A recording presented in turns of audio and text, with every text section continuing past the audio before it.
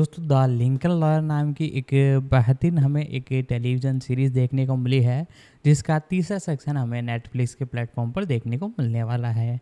तो आज की इस वीडियो में हम इसी सीरीज़ के नए सेक्शन के बारे में आपको पूरी जानकारी बताने वाले हैं। साथ ही साथ पिछले जो 2 सेक्शन आए हैं, जिन्हें मिलाकर टोटल 20 एपिसोड थे और अब 7 से 8 एपिसोड हमें देखने को मिले हैं, सभी के बारे में आपको पूरी जानकारी देने वाला हो। तो वीडियो को ज़रूर से लाइक कर दे। अब इसके बारे में हम जानना चालू करते हैं। द लिंकन लॉयर एक अमेरिकी कानूनी ड्रामा टेलीविजन सीरीज है जिसे डेविड ई केली ने टेलीविजन के लिए बनाया है और टेड हम्फ्रे ने माइकल कोनेली की किताबों पर आधारित। इसमें मैनुअल गार्सियारुल्फो ने मिकी हॉलर की भूमिका निभाई है, जो लॉस एंजिल्स में एक बचाव वकील है जो अक्सर ड्राइवर द्वारा संचालित लिंकन नेविगेटर से काम करता है। Neve Campbell, Becky Newton, Jazz Raycole, Angus Sampson और क्रिस्टोफर गोरहम भी अभिनय करते हैं। पहला सीजन कॉनेली के 2008 के उपन्यास द ब्रास वर्डिक्ट पर आधारित है, जो उनके उपन्यास द लिंकन लॉयर का सीक्वल है। इसका प्रीमियर 13 मई 2022 को नेटफ्लिक्स पर हुआ। इसे आम तौर पर आलोचकों से सकारात्मक समीक्षा मिली। जून 2022 में सीरीज को दूसरे सीजन के लिए नवीनीकृत किया गया था। यह कॉनेली के 2011 के उपन्यास the fifth witness, the Lincoln lawyer series की चौथी किताब पर आधारित है और इसे 2 भागों में स्ट्रीम किया गया। पहला भाग 6 जुलाई 2023 को और दूसरा 3 अगस्त को रिलीज किया गया था। 2 अगस्त 2023 में सीरीज को तीसरे सीजन के लिए नवीनीकृत किया गया, जिसे 17 अक्टूबर 2024 को रिलीज किया जाना है। 3 आधार वकील मिकी हॉलर लॉस एंजिल्स में मामलों को लेते समय अपने लिंकन नेविगेटर के पीछे काम करते हैं। 4 रालना मुख्य मैनुअल गार्सियारुल्फो बाएं और नेवे कैंपबेल दाएं क्रमशः मिकी हॉलर और मैगी मैकफरसन की भूमिका निभाते हैं। मैनुअल गार्सियारुल्फो मिकी हॉलर एक आपराधिक बचाव वकील और नशे की लत से उबरने वाला व्यक्ति। एडन जेम्स कैरिलो युवा मिकी हॉलर के रूप में सीजन 1। गैब्रियल नेग्रेट युवा मिकी हॉलर के रूप में सीजन 2। नेवे कैंपबेल मैगी मैकफरसन के रूप में मिकी की पहली पूर्व पत्नी और एक आपराधिक अभियोजक। 5-6 मारिसा टोमेई ने 2011 की फिल्म में उनका किरदार निभाया था। बेकी न्यूटन ने लोर्ना क्रेन की भूमिका निभाई है, जो मिकी की दूसरी पूर्व पत्नी और उसकी कानूनी सहायक है। 2011 की फिल्म में पेल जेम्स ने उसका किरदार निभाया था। जैज रेकोल इजी लेट्स एक पूर्व नशेड़ी और मिकी की ग्राहक, जो मारपीट और चोरी के मामले में फंसी हुई है और अब मिकी को कानूनी फीस चुकाने के लिए उसकी निजी ड्राइवर के रूप में काम कर रही है। एंगस सैम्पसन डेनिस सिस्को वोज्शिकोवस्की मिकी का मित्र और जांचकर्ता तथा लोर्ना का मंगेतर। क्रिस्टोफर गोरहम ट्रेवर इलियट एक अरबती वीडियो गेम डेवलपर जिस पर दोहरे हत्याकांड का संदेह है। सीजन 1 पुनरावर्ती। नटारेम विन जासूस रेमंड ग्रिग्स जेरी विंसेंट की हत्या के मामले की जांच करने वाला जासूस। लिसागे हैमिल्टन जज Mary Holder Los Angeles Superior Court की मुख्य न्यायाधीश। सीजन 1 जेमी मैकशेन जासूस ली लैंकफोर्ड के रूप में मैगी के साथ एंजेलो सोटो की जांच करने वाला एक जासूस। सीजन 1 ब्रायन क्रैंस्टन ने 2011 की फिल्म में उनका किरदार निभाया था। रेगी ली एंजेलो सोटो एक व्यवसायी जिस पर दास श्रम का उपयोग करने का संदेह है। वर्तमान में मैगी द्वारा उस पर मुकदमा चलाया जा रहा है। Season 1 Carlos Bernard Robert Cardone एक जिला अटॉर्नी जो पुनः चुनाव के लिए दौड़ रहा है। Season 1 Kim Hawthorne Jenelle Simmons जिला अटॉर्नी के लिए भी चुनाव लड़ रही है। Season 1 Michael Graziadei Jeff Golantz deputy district attorney और ट्रेवर इलियट मुकदमे में अभियोजक। सीजन 1 क्रिस्टा वार्नर ने हेली हॉलर की भूमिका निभाई, जो मिकी और मैगी की बेटी है। 2011 की फिल्म में मैकेंजी अलादजेम ने उनकी भूमिका निभाई थी। लेमोंट थॉम्पसन जज James P Stanton Trevor Elliott मुकदमे की अध्यक्षता करने वाले जज। सीजन 1। सॉल ह्यूजो, मिकी के पुराने ग्राहक जीसस मेनेंडेज के रूप में, जिसे मिकी ने निर्दोष मानते हुए भी दोषी मानने के लिए प्रोत्साहित किया। 2011 की फिल्म में माइकल पेना ने उनकी भूमिका निभाई थी। कैटरीना रोसिता, तान्या क्रूज, सोटो की प्रेमिका। सीजन 1। हीदर मजूर, कैरोल डुबोइस, एक बीमा एजेंट जिसका जॉन रिल्स के साथ प्रेम संबंध था। Season 1। Mikal Vega, Eli Wims, एक पूर्व मरीन और जेरी विंसेंट का ग्राहक। Season 1। Mike McCall, Glenn McSweeney, jury सदस्य संख्या 7। Season 1। Chris Browning, Teddy Vogel, Road Saints motorcycle club के नेता। लाना पर्रिला, लिसा ट्रामेल, एक शेफ जिस पर एक रियल एस्टेट डेवलपर की हत्या का आरोप है। सीजन 2। याया दाकोस्टा, एंड्रिया, एंडी फ्रीमैन, ट्रेमेल के मामले में एक दुर्जय आपराधिक अभियोजक। सीजन 2 से 3। मैट एंजेल, हेनरी डाहल, एक सच्चे अपराध पॉडकास्टर जो ट्रेमेल के मामले को कवर करता है। सीजन 2। एलेना, मिकी की मां, एक अभिनेत्री के रूप में एंजेलिका मारिया। सीजन 2। एंड्रिया सावो, युवा एलेना के रूप में। सीजन 1। इलियान अल्मागुएर, युवा एलेना के रूप में। Season 2। Douglas Bennett, Pete Kaczynski, Road Saints motorcycle club का सदस्य। सीजन 2। मार्लीन फोर्टे, जज Teresa Medina, Kimberly Wagstaff, Eli Wyms और लिसा ट्रेमेल के मामलों की अध्यक्षता करने वाली जज। Elliott Gould, David Legal Siegel, Mickey के गुरु और उसके पिता के मित्र, जो एक सेवानिवृत्त वकील है। ब्रायन ब्रॉनसन, युवा डेविड लीगल सीगल के रूप में। अतिथि। Christine Horn, Joanne Giorgetti, Eli Wyms के मामले में डिप्टी डिस्ट्रिक्ट अटॉर्नी और अभियोक्ता, साथ ही हेले की फुटबॉल कोच भी। Jeff Francisco, Elvin Aquino, Angelo Soto से संबद्ध एक पैरोल वाला व्यक्ति। पॉल रे, ब्रूस कार्लिन, जेरी विंसेंट के अन्वेषक। पॉल उर्सियोली, जेरी विंसेंट, एक बचाव पक्ष के वकील, जिनकी प्रैक्टिस मिकी को विरासत में मिली है। जॉर्डन चांग, चार्लोट योह, ट्रेवर इलियट की रिसेप्शनिस्ट। श्वेज टेरेल कोलमैन के रूप में, जेरी विंसेंट का एक ग्राहक जिसके प्रति मिकी सहानुभूति रखता है। Mageina Tovah, Wren Williams, Jerry Vincent की रिसेप्शनिस्ट। कादिम हार्डिसन, जासूस किंडर, एक जासूस जो ट्रेवर की पत्नी और उसके प्रेमी की हत्या की जांच करता है। Katie Erin, Lara Elliott, Trevor की पत्नी, जिसकी हत्या का आरोप उस पर लगाया जाता है। जोहान अर्ब जॉन रिल्स, लारा का योग प्रशिक्षक, जिसके साथ उसका प्रेम संबंध था।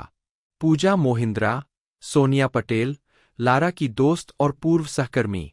जोनाथन एविगडोरी, एंटोन शावर, एक निजी सुरक्षा फर्म चलाने वाला व्यक्ति जिसकी पूर्व पत्नी का भी जॉन रिल्स के साथ संबंध था। कैमिला आर्फवेडसन, ग्वेन, एक पोकर खिलाड़ी जो मिकी से परिचित है।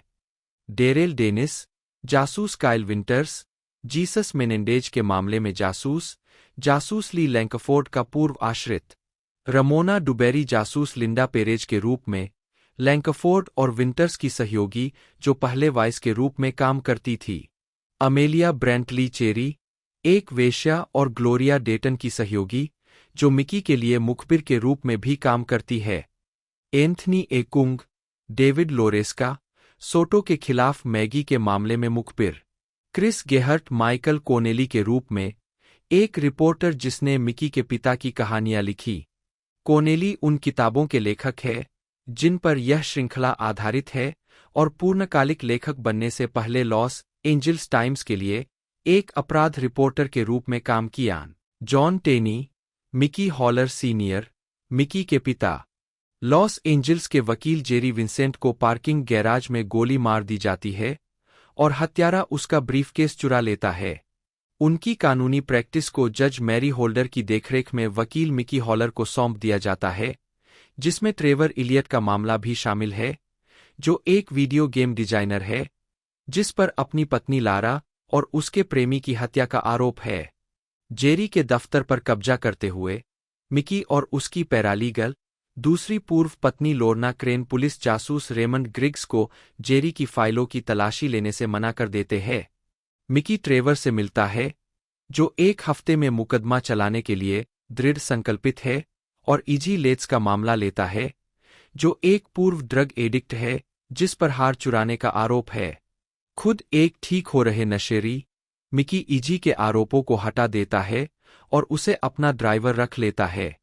उनकी पहली पूर्व पत्नी, अभियोक्ता मैगी मैकफसन, अपनी किशोर बेटी हेले की संयुक्त हिरासत की दिशा में काम करते समय सावधान रहती है।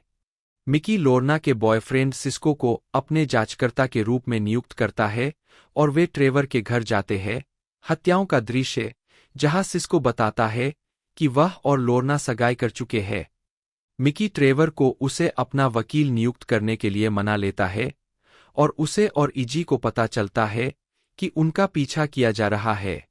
2-2 जादुई गोली, एरिन फीली टेड हम्फ्री 13 मई 2022। इजी और मिकी उनका पीछा कर रही एसयूवी से बचते हैं, जिसे बाद में मिकी अपने घर के बाहर देखता है। सिस्को जेरी के जांचकर्ता ब्रूस कार्लिन से सवाल करता है, जो उसे बताता है कि जेरी ने उसे ट्रेवर के मामले से हटा दिया था। जज होल्डर मिकी को ग्रिग्स को उन ग्राहकों के नाम देने की अनुमति देता है जिन्होंने जेरी को धमकी दी थी, और बदले में ग्रिग्स ने खुलासा किया कि जेरी अक्सर एक कैसीनो में जाता था। सिस्को और लोर्ना को पता चलता है कि योग शिक्षक जॉन रिल्स, लारा के मारे गए प्रेमी के कई ग्राहकों के साथ संबंध थे।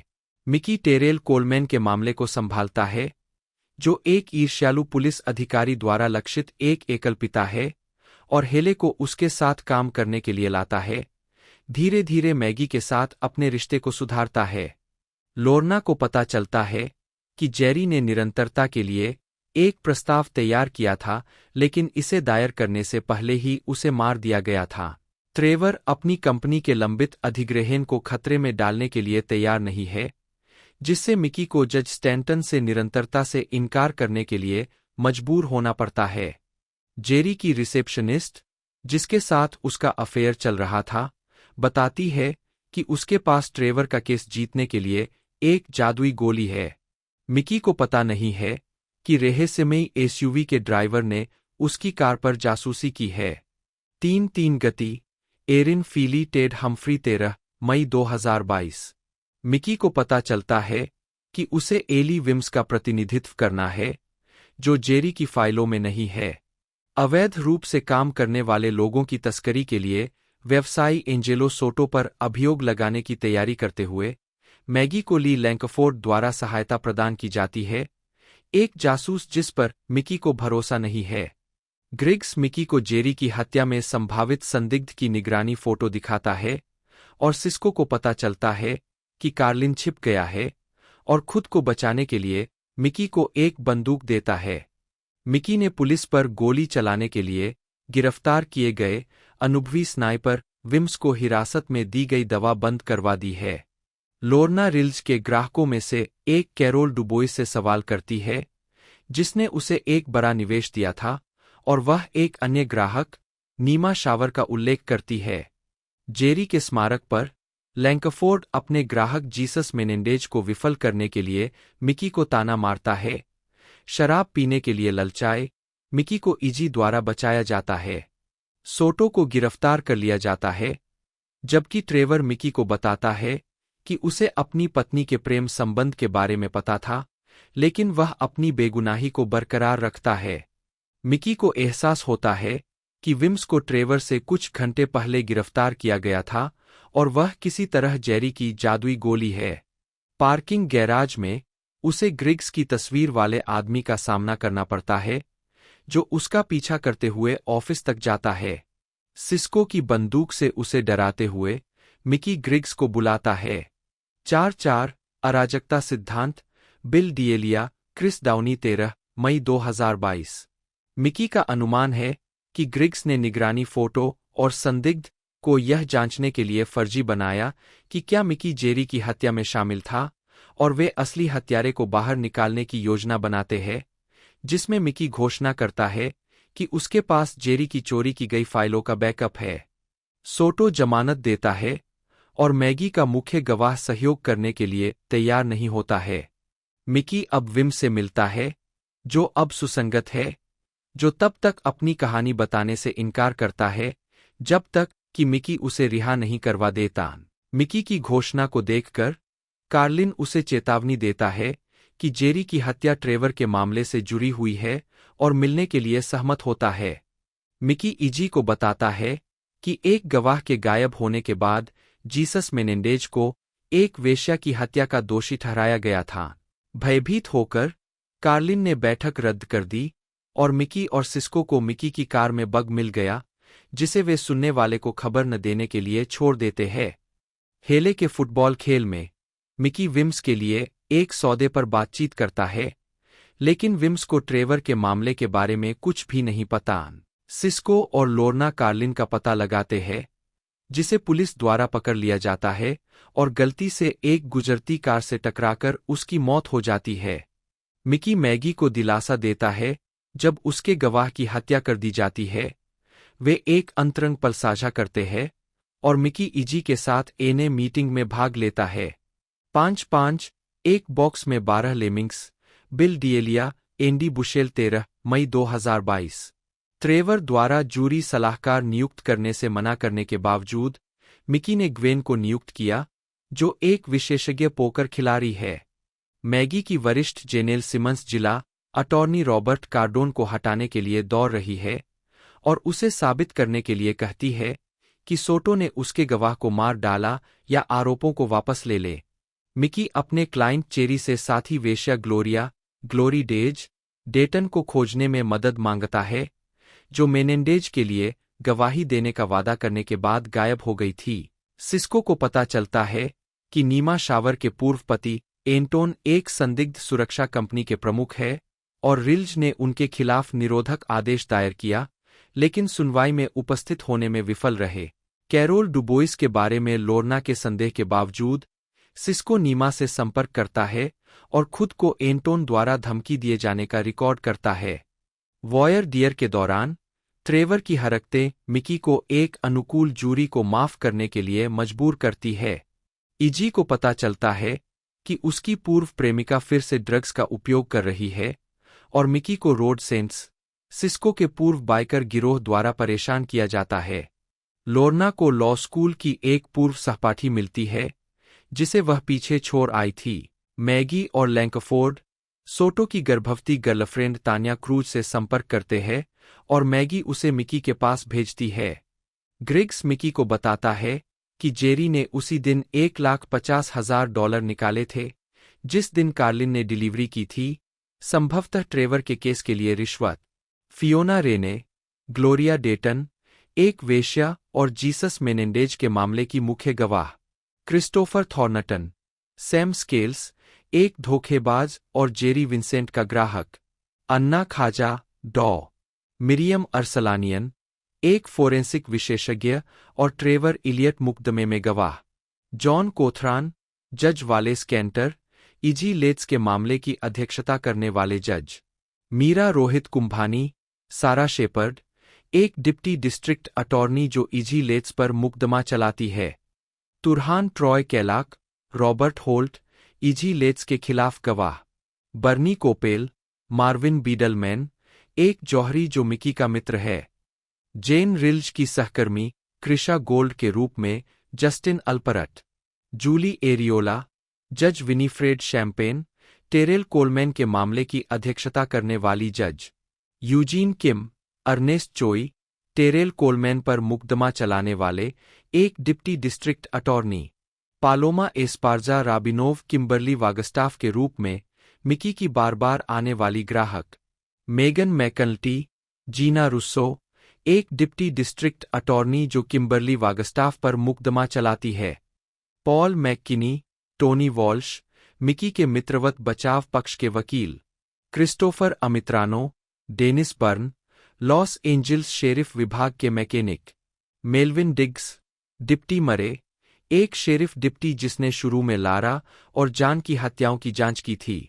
एंडी फोंग, जज फ्रैंक ओह, एंजेलो सोटो को जमानत देने वाले जज Gabriel Burafato, Mike Pomerantz, Angelo Soto के वकील के रूप में Michael Cory Davis, Ernie Quinero, Sam Scales पर मुकदमा चलाने वाले एक deputy district attorney Matt Orduna, officer Alfaro, एक लैप्ड अधिकारी Brian Michael Nunez, officer Dobie, officer Alfaro के साथी जिल जॉनसन, डेबी, एले की नागरिक एंटोन शावर की पूर्व पत्नी नीमा शावर के रूप में Melanie Benz, Olivia Baptista, Nichelle Moreno, जिला अटॉर्नी कार्यालय द्वारा नियुक्त एक जूरी सलाहकार Chao Long, Ryan Lee, law school में लोरना का पूर्व सहपाठी चक मैककॉलम, फिलिप, जज स्टैंटन के पति के स्वामित्व वाले रेस्तरां का कर्मचारी मकेली लियोनार्ड, मिशा के रूप में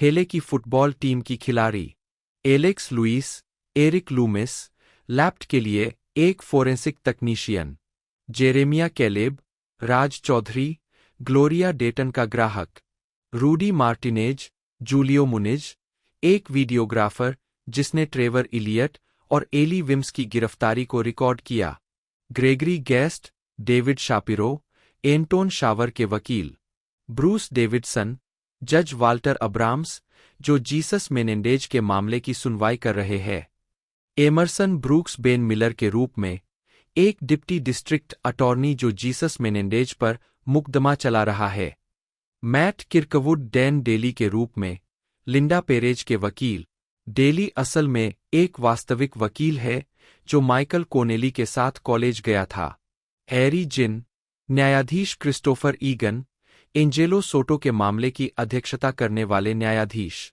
कैरोलिन रेटेरे, सारा वॉकर, एक सहायक संयुक्त राज्य अमेरिका अटॉर्नी जो मैगी मैकफरसन के साथ मित्रवत है, क्लिंट कारमाइकल, मिशेल बॉन्डुरेंट, एक रियल एस्टेट डेवलपर जिसकी हत्या का आरोप लिसा ट्रेमेल पर है, David Clayton Rogers, Russell Lawson, Mickey का नया ग्राहक जिस पर चोरी का आरोप है, सैची एलेसियो बेथ सॉबर के रूप में रसेल लॉसन पर मुकदमा चलाने वाली एक deputy district attorney, Richard Culler, जज मॉर्टिमर लियोन्स, रसेल लॉसन के मामले की अध्यक्षता करने वाले जज लुइस कैस्टिलो के रूप में Paul Lincoln Alayo, Jesus Menendez के पूर्व roommate Jason Matthew Smith Harold Hard Casey के रूप में रोड सेंट्स मोटरसाइकिल क्लब का सदस्य ब्रायन मैकगवर्न, डीन व्हीटन के रूप में लोरना के लॉ स्कूल में अंतरिम डीन, पूर्व में एक प्रोफेसर जो उसकी एक कक्षा को पढ़ाते थे, डेरियन सिल्सिवांस, जासूस हॉवर्ड ओब्रायन, मिशेल बॉन्डुरेंट की हत्या की जांच करने वाला जासूस एंड्रयू हॉटरे, अधिकारी क्रिमिन्स, एलएपीडी के डेस्क सार्जेंट शेल्बी ली पार्क्स, राय, इजी की पूर्व प्रेमिका और व्यापारिक साझेदार जो पूर्व में ड्रग एडिक्ट भी थी, जोआन बैरन, मार्गो शेफर, लिसा ट्रेमेल के खिलाफ गवाह, एनाइस ली, एंजेलिका कोलमैन, टेरेल कोलमैन की बेटी, कैरोलिन मिग्निनी, जज सैंडी लॉकेट, एंजेलिका कोलमैन के मामले की अध्यक्षता करने वाली जज ब्रायन डेयर अर्नेस्ट मूर के रूप में एंजेलिका कोलमैन पर मुकदमा चलाने वाले एक deputy district attorney, Amy Davidson, Karen Foster, Angelica Coleman के खिलाफ गवाह, केओंग सिम, वाल्टर किम, एक बिल्डिंग इंस्पेक्टर जो मिशेल बॉन्डुरेंट के लिए काम करता था, रॉबर्ट होरी स्वयं के रूप में,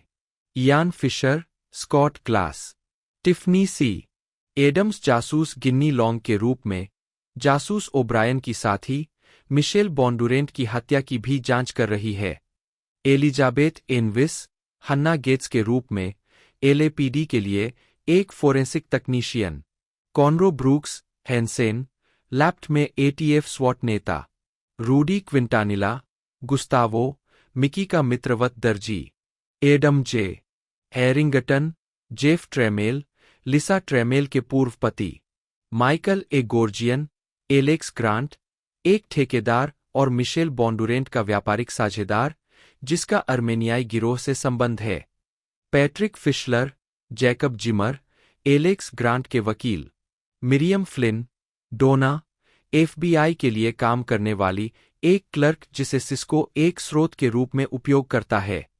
हेमकी Madera, agent Felix Vasquez, Alex Grant की जांच करने वाला एक FBI agent. Damian Delgado, Sergio Beltran, एक भूचित्रकार। टीना अर्निंग वैलेरी स्टर्न के रूप में लिसा ट्रेमेल की लंबे समय से पड़ोसी। Ryan W Garcia, Rene Morales, Lisa Trammell के रेस्तरां का एक कर्मचारी। La Charles Trask Gary Furlong के रूप में लिसा ट्रामेल की जूरी के सदस्य। क्रिस्टिन कैरी जेनिफर लिटिल के रूप में एक संपत्ति की मालकिन जिसे इजी किराए पर लेने का प्रयास करती है। जुआन मोनसाल्वेज कार्लोस, जेनिफर लिटिल के स्वामित्व वाली एक संपत्ति का प्रबंधक।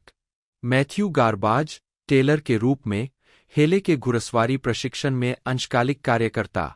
डेवॉन ग्रे, जूलियन लाकोसे, एक दलाल और मिकी का नया ग्राहक। आसपास निगरानी करते हुए तान्या सोटो को खुद को फंसाते हुए रिकॉर्ड करती है और वह गिरफ्तार होने से पहले उसे लगभग मार ही डालता है। ट्रेवर जब अपनी रिहाई का जश्न मनाता है तो मिकी उसे सच्चाई बताता है। लारा खुद को ट्रेवर की सफलता के पीछे असली प्रतिभा के रूप में प्रकट करने जा रही थी, इसलिए उसने उसे और रिल्ज को मार डाला, बंदूक और अपने खून से सने कपड़ों को अपने ड्रोन से नष्ट कर दिया। ट्रेवर मिकी को ताना मारता है, लेकिन दावा करता है कि उसे नहीं पता कि उस पर कौन जासूसी कर रहा है। ग्रिफिथ पार्क में लालच में आकर मिकी को जूरी सदस्य नंबर 7 ग्लेन मैकस्वीनी द्वारा बाहर कर दिया जाता है।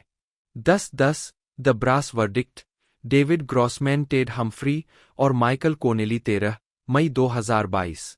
मिकी मैकस्वीनी से लड़ता है, जो मर जाता है, और मैगी के साथ अपने रिश्ते को फिर से जीवंत करता है। लोर्ना ग्लोरिया को ढूंढती है और बताती है कि एक प्रोफेसर द्वारा उस पर प्रहार किए जाने के बाद उसने लॉ स्कूल छोड़ दिया था, और ग्लोरिया बताती है कि डिटेक्टिव पेरेज ने उसे शहर छोड़ने की धमकी दी थी। ट्रेवर ने मिकी को मारने के लिए मैकस्वीनी को भेजने से इनकार किया, लेकिन प्रतिशोधी कैरोल ने उसे गोली मार दी। जब दर्ज किए गए कबूलनामे में गड़बड़ी पाई जाती है, तो मैगी लैंकफोर्ड से गवाही देने के लिए कहती है कि उसने इसे खुद सुना है। मेनेंडेज की सुनवाई में ग्लोरिया असली हत्यारे, एक विशिष्ट टैटू वाले व्यक्ति द्वारा हमला किए जाने की गवाही देती है।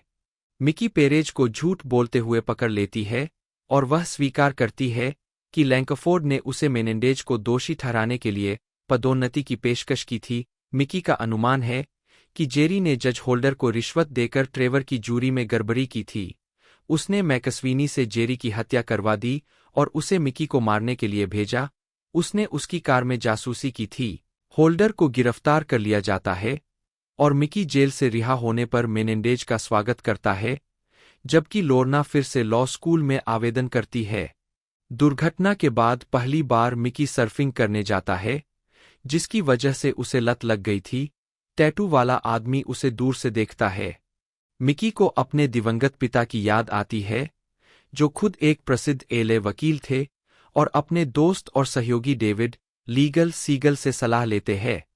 सिस्को को पता चलता है कि मिकी रोड सेंस की सहायता कर रहा है, और वह और लोर्ना इस बात की पुष्टि करते हैं कि जज स्टैंटन जेरी की रिश्वत के प्राप्तकर्ता नहीं थे।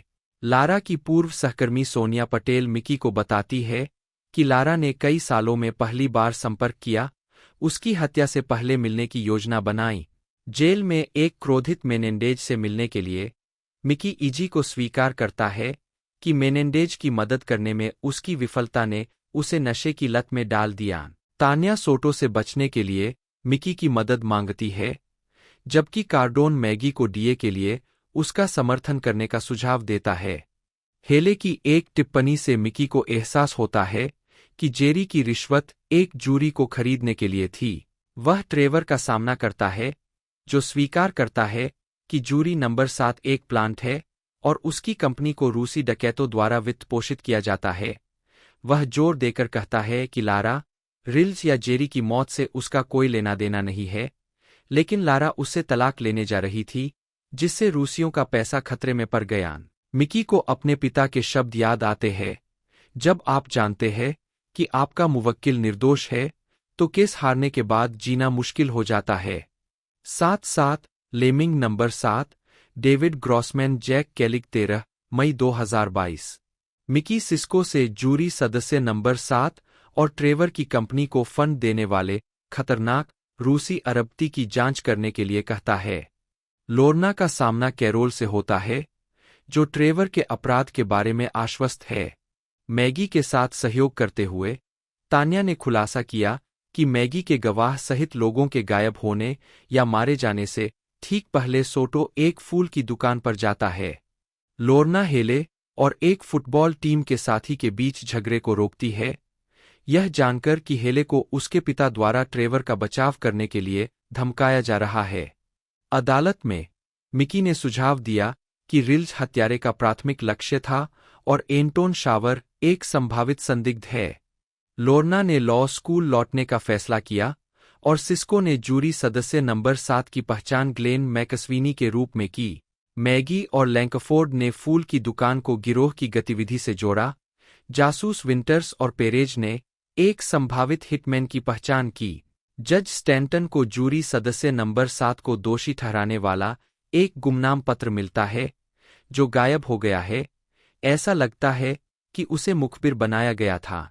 मिकी और अभियोक्ता जेफ गोलांस दोनों ने गलत मुकदमे से इनकार कर दिया और जज स्टैंटन ने जूरी के बाकी सदस्यों की पुष्टि करने के लिए अदालत को स्थगित कर दिया। मिकी ने मैगी और हेले पर नजर रखने के लिए रोड सेंस से मदद मांगी। 8-8 the magic bullet redux Alonso Alvarez Barreda Justin Peacock 13 मई 2022 चेरी मिकी को ग्लोरिया के नियमित ग्राहकों में से एक के पास भेजती है, जिसे सिस्को ब्लैकमेल करके ग्लोरिया को लॉस एंजल्स वापस लाने की व्यवस्था करता है। गोलांच सोनिया को एक आश्चर्यजनक गवाह के रूप में बुलाता है और वह लारा को एक शानदार कोडर के रूप में वर्णित करती है, जिसे नियंत्रित करने वाले ट्रेवर द्वारा अलग-थलग रखा गया था, लेकिन मिकी उसके सामने आने के इरादों पर संदेह करता है। सिमंस मैगी पर सप्ताह के अंत तक सोटो को दोषी ठहराने का दबाव डालता है और लैंकफोर्ड संदिग्ध हिटमैन के फोन की संदिग्ध खोज करता है, लेकिन कोई निश्चित सबूत नहीं पाता है। इजी अपनी नशीली दवाओं का सेवन करने वाली पूर्व प्रेमिका से फिर से जुड़ गई है और सिस्को रोड सेंस के साथ मिकी के व्यवहार के बारे में चिंतित हो जाता है। अदालत में एक फोरेंसिक तकनीशियन ट्रेवर के हाथों पर बड़ी मात्रा में गोली के अवशेष पाए जाने की पुष्टि करता है, लेकिन मिकी को पता चलता है कि जिस कैसीनो में जेरी अक्सर जाता था, वह काउंटी शेरिफ विभाग के वाहन रखरखाव सुविधा के पास है। एक शौकिया अपराध स्थल वीडियोग्राफर, एक शेरिफ विभाग मैकेनिक और एक बैलिस्टिक विशेषज्ञ की गवाही के साथ मिकी जादुई गोली स्थापित करता है। गोली का अवशेष एली विम से आया था, जिसे ट्रेवर से कुछ घंटे पहले उसी पुलिस वाहन में ले जाया गया था। मिकी एंटोन शावर पर भी संदेह जताता है, लेकिन ट्रेवर मिकी से कहता है कि वह अभी भी खुद गवाही देना चाहता है। टेरेल कोलमैन की मदद से मिकी इजी को बचाता है जब उसकी पूर्व प्रेमिका उसे नशे में धुत होने के लिए राजी कर लेती है। 9-9 अद्भुत घाटी अलोंसो अल्वारेज बर्रेडा क्रिस डाउनी और रयान होआंग विलियम्स 13 मई 2022 लैंकफोर्ड सोटो के हिटमैन को कबूल करवाने में विफल रहता है, जिससे मैगी को तान्या से वायर पहनने के लिए कहना पड़ता है। मिकी अनिच्छा से ट्रेवर को गवाही देने की अनुमति देता है, लेकिन गोलांच से कड़ी जिरह का सामना करता है। हालांकि मिकी एक सम्मोहक समापन तर्क देता है, जो पुलिस के आने से पहले 7 मिनट में ट्रेवर द्वारा सभी सबूतों को नष्ट करने की असंभवता पर टिका होता है। सिस्को को पता चलता है कि ट्रेवर के रूसी गिरोह से संबंध एक झूठ है, जिससे उन्हें यह पता नहीं चल पाता कि मिकी पर कौन जासूसी कर रहा था, लेकिन जूरी ट्रेवर को दोषी नहीं पाती, जिससे कैरोल परेशान हो जाती है। मिकी ने विम से जेरी द्वारा उसे जेल में छोड़ने के लिए माफी मांगी और उसे एक हल्फनामा दिया, जिससे उसे जेरी की संपत्ति पर कदाचार के लिए मुकदमा करने की अनुमति मिली। मैगी और लैंकफोर्ड के मिकी पर एक पार्किंग गैराज में 2 लोगों ने हमला किया। 3 महीने पहले ट्रेवर इलियट के बरी होने के बाद वह नई प्रसिद्धि का आनंद ले रहा था, लेकिन मैगी के साथ उसके संबंध तनावपूर्ण बने हुए थे और इजी अपनी पूर्व प्रेमिका रे के साथ वापस आ गई थी। मिकी को रसेल लॉसन ने काम पर रखा था, जिसे पड़ोसी के घर में घुसने के लिए गिरफ्तार किया गया था। डीए ने जीसस मेनेंडेज के खिलाफ मामला फिर से खोला, जिसमें ग्रिग्स ने जांच का नेतृत्व किया। अपने रुके हुए करियर से निराश मैगी मिकी के साथ रात का खाना छोड़ देती है और वह शेफ लिसा ट्रेमेल से मिलता है, एक साथ रात बिताता है।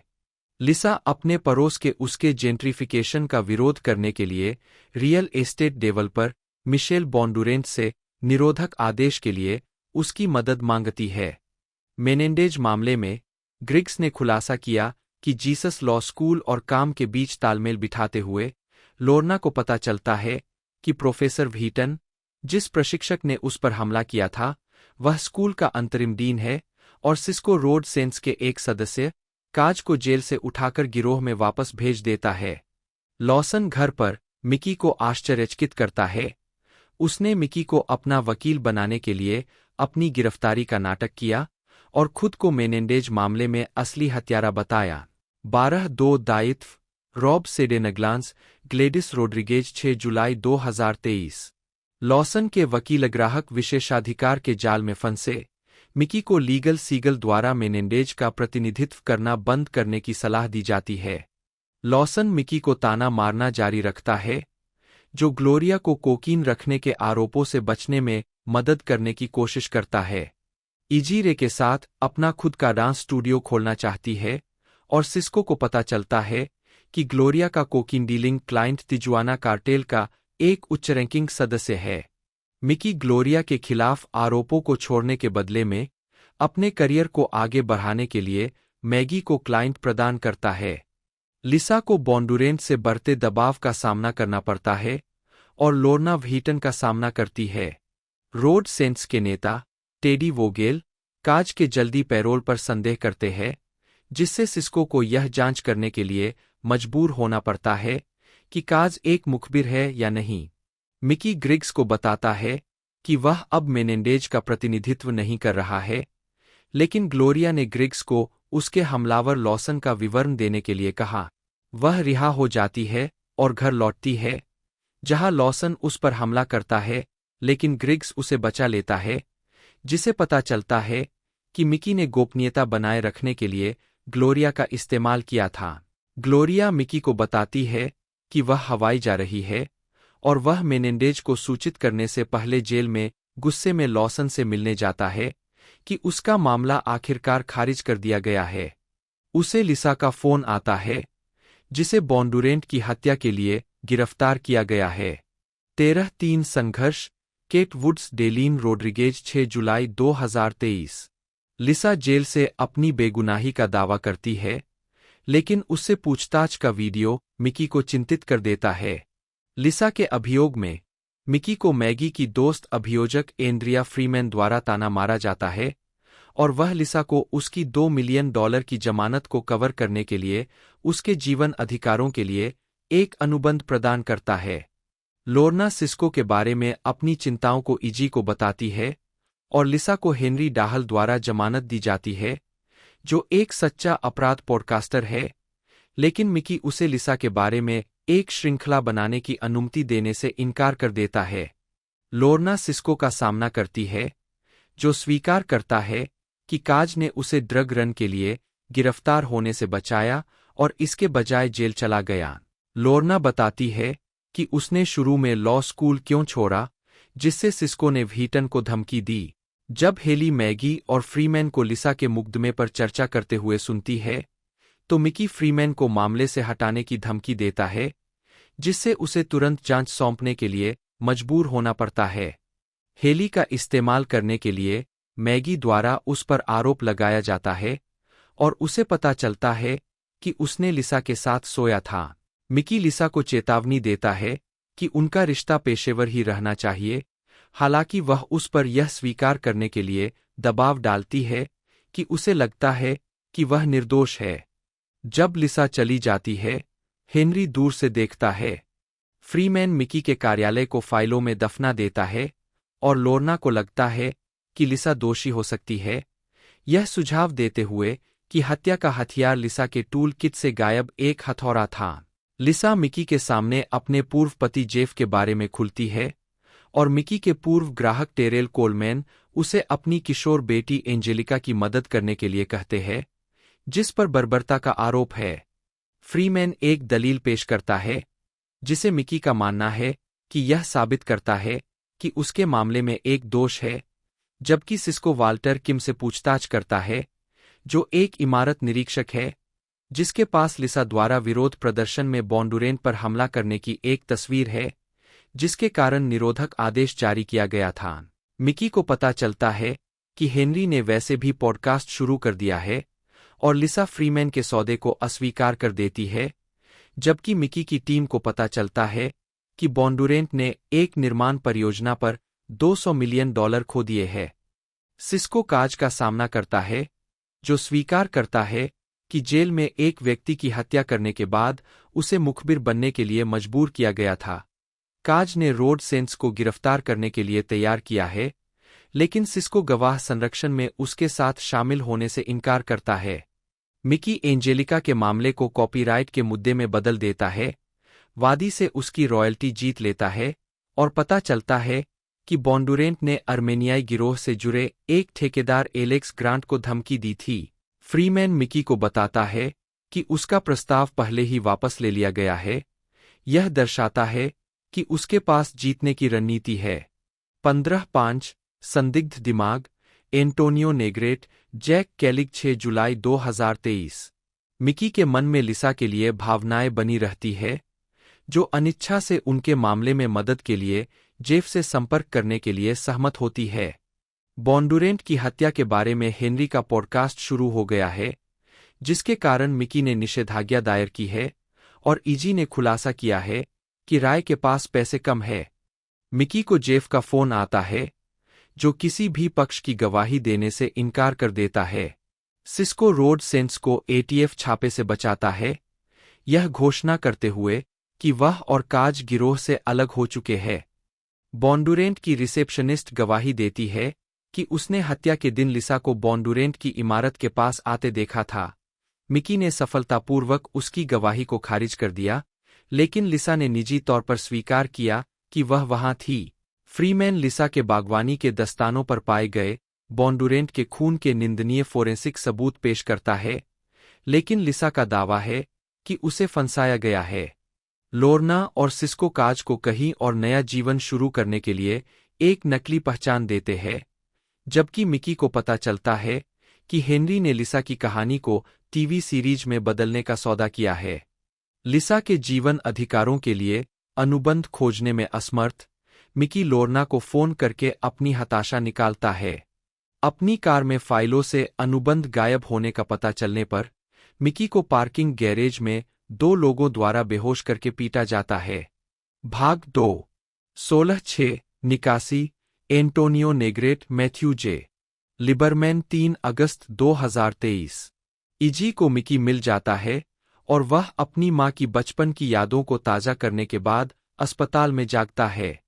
मैगी और हेले उससे मिलने आते हैं और इजी बताती है कि उसने रे से नाता तोड़ लिया है, जिसे अनुबंध चुराने के लिए पैसे दिए गए थे। मिकी को संदेह है कि उसके हमलावरों को ग्रांट ने भेजा था और वह सिस्को से जांच करने के लिए कहता है कि क्या हेनरी का इससे कोई संबंध है। वह लोर्ना से माफी मांगता है और वे एक पेंटिंग की नकली बिक्री के जरिए ग्रांट को बाहर निकालने के लिए जालसाज सैम स्केल्स को नियुक्त करते हैं और बदले में ग्रांट को समन जारी करते हैं। मैगी और हेले मिकी के साथ रहते हैं जब तक वह ठीक नहीं हो जाता। उसे अपने पिता की पुरानी लॉ स्कूल की अंगूठी मिल जाती है।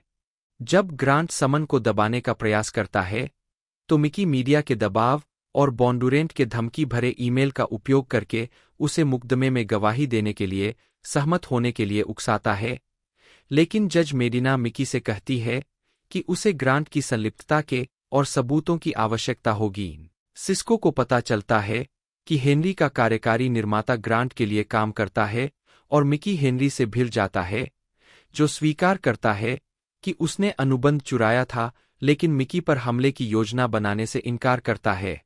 मिकी और मैगी एक साथ एक भावुक रात बिताते हैं, लेकिन वह बताती है कि उसने सैन डिएगो में पदोन्नति स्वीकार कर ली है और वह अपने बीच के रिश्ते को जारी नहीं रख सकती। 17/7 कुई बोनो, शाना स्टीन लिसा क्विंटेला 3 अगस्त 2023। ग्रांट के लिए एक FBI लक्ष्य पत्र गुमनाम रूप से मिकी के दरवाजे पर आता है, जिससे उसे लीगल सीगल से परामर्श करने के लिए प्रेरित किया जाता है। इजी अपने नए डांस स्टूडियो को किराए पर लेने की तैयारी करती है और मिकी को ग्लोरिया से हवाई से एक पोस्टकार्ड मिलता है।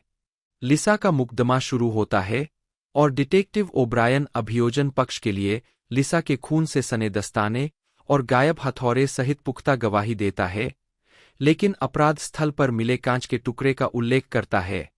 मिकी समय के लिए रुकता है, जबकि सिस्को पत्र की पुष्टि करता है। अंततः फेलिक्स वास्केज से मिलता है, जो उस पर हस्ताक्षर करने वाला एक टालमटोल करने वाला FBI एजेंट है। इजी स्टूडियो का नया बढ़ा हुआ किराया वहन नहीं कर सकता और मिकी ग्रांट को एक वैकल्पिक संदिग्ध के रूप में पेश करने के लिए पत्र पेश करता है।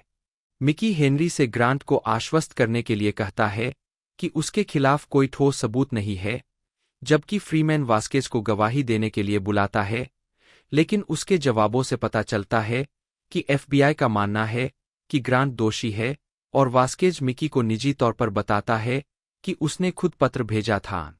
हेली मिकी के साथ रहना जारी रखती है, जिसे पता चलता है कि उसे घुड़सवारी की क्लास में एक लड़के से प्यार हो गया है। फ्रीमैन एक नए खोजे गए सबूत को पेश करता है, हत्या का हथियार। 18/8 अनुबंध और शर्तें, शाना स्टीन क्रिस डाउनी और माइकल कोनेली 3 अगस्त 2023। लिसा अपनी बेगुनाही का दावा करती है, लेकिन मिकी उसे गवाही देने से मना कर देता है और सिस्को को उसके पूर्व पति को खोजने के लिए कहता है। मिकी दावा करता है कि पड़ोसी के यार्ड में अचानक पाया गया हथौड़ा परीक्षण शुरू होने के बाद लगाया गया था और हथौड़े को लिसा का और खून को बॉन्डुरेंट का बताकर फ्रीमैन के मामले को खत्म कर देता है। हेले और मिकी की टीम उसे उसके जन्मदिन पर सरप्राइज देती है, साथ ही उसकी नाटकीय मां एलेना, जो एक अभिनेत्री है, का आगमन भी होता है। जेफ ट्रेमेल उससे मिलने आता है, जो अब पैसे के लिए गवाही देने को तैयार है, और उसे भेज देता है। एक असंतुष्ट पड़ोसी लिसा के जेफ के साथ हिंसक झगड़ों के बारे में गवाही देता है, लेकिन मिकी बताता है कि लिसा द्वारा बॉन्डुरेंट को अपनी संपत्ति बेचने से इनकार करने के कारण पड़ोसी को $1 मिलियन का सौदा खोना पड़ा। मिकी ने किम द्वारा ली गई तस्वीर में बॉन्डुरेंट को हमलावर साबित करने वाला वीडियो भी पेश किया, जिसे लिसा की कर्मचारी रेने पहचानती है। लोर्ना इजी को यह साबित करने में मदद करती है कि उसके साथ भेदभाव किया गया था, जिससे उसका नया स्टूडियो सुरक्षित हो जाता है। फ्रीमैन हेनरी को बुलाता है, जो लिसा से बातचीत करके साबित करता है कि उसे पता था कि बॉन्डुरेंट ने अपनी कार कहाँ पार्क की थी, जहां उसकी हत्या हुई थी। विकल्पहीन मिकी लिसा को स्टैंड पर बुलाता है।